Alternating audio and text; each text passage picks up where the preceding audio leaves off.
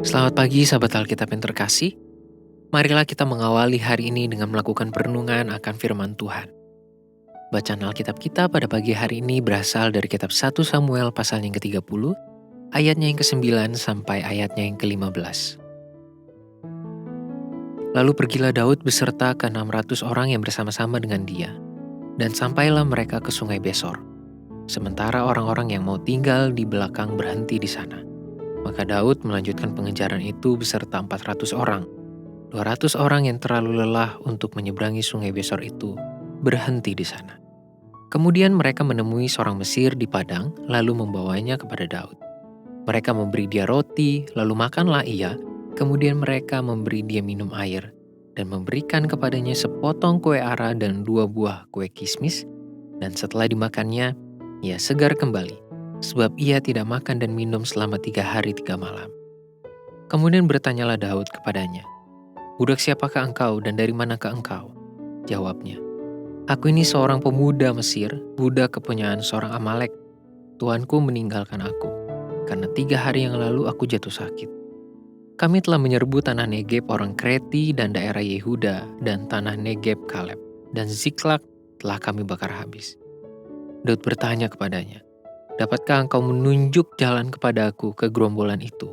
Katanya, "Bersumpahlah kepadaku demi Allah, bahwa engkau tidak akan membunuh aku, dan tidak akan menyerahkan aku ke dalam tangan tuanku itu, maka aku akan menunjuk jalan kepadamu ke gerombolan itu."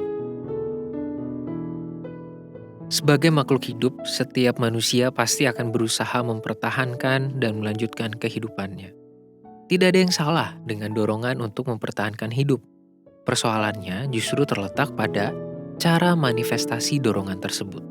Pertanyaan yang penting untuk dikritisi adalah, bagaimana saya berusaha mempertahankan hidup?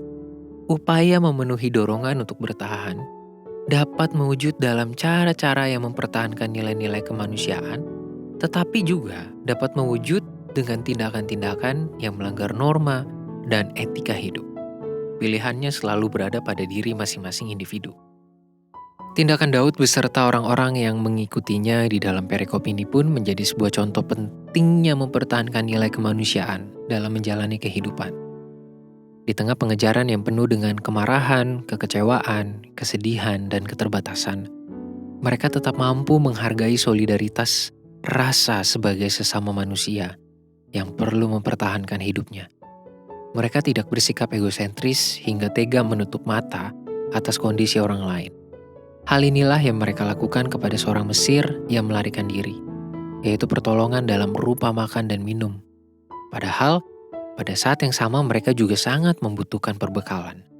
Kita dapat meyakini bahwa pengejaran yang mereka lakukan pada saat itu menjadi sebuah upaya yang melelahkan dengan sumber daya yang terbatas.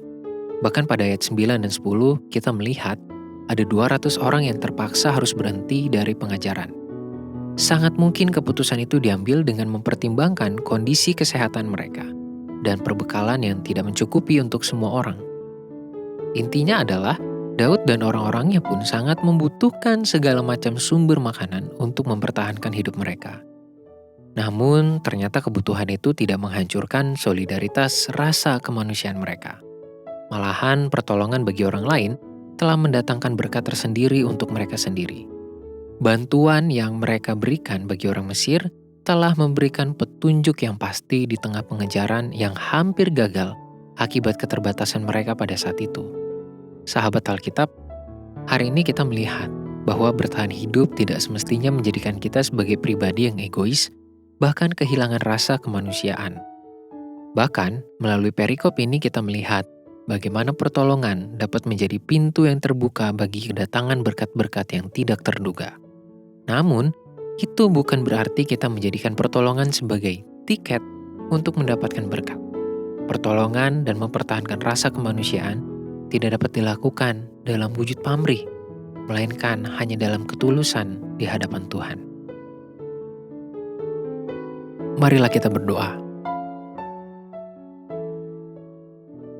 Tuhan, tolonglah kami dan utuslah kami untuk menjadi saluran berkat Tuhan bagi sesama kami, bagi setiap orang yang kami temui.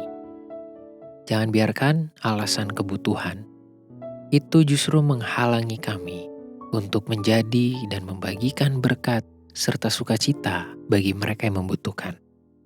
Tolonglah kami Bapa, biarlah kami melakukannya di dalam ketulusan. Hanya di dalam nama Tuhan Yesus kami berdoa dan mengucap syukur. Amin.